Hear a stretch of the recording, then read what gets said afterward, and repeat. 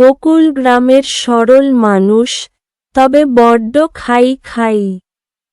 একদিন বাজারে গিয়ে দেখল হাঁসের ডিম বিক্রি হচ্ছে। দোকানদার বলল, এই ডিম খেলে হাঁসের মতন সাঁতার শিখে ফেলবেন।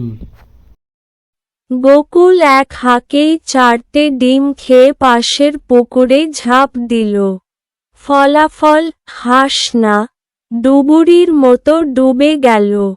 লোকজন টেনে তুলে বলল, আরে কাকা, হাঁসের ডিম খেলেই কি হাঁস হওয়া যায় নাকি?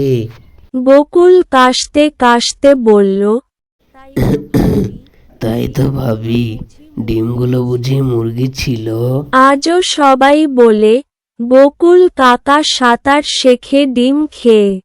এটি একটি হালকা ফুলকা হাসির গল্প। বন্ধুরা, গল্পটা কেমন লেগেছে অবশ্যই কমেন্টে জানাবে, আর একটা লাইক দিতে ভুলবে না।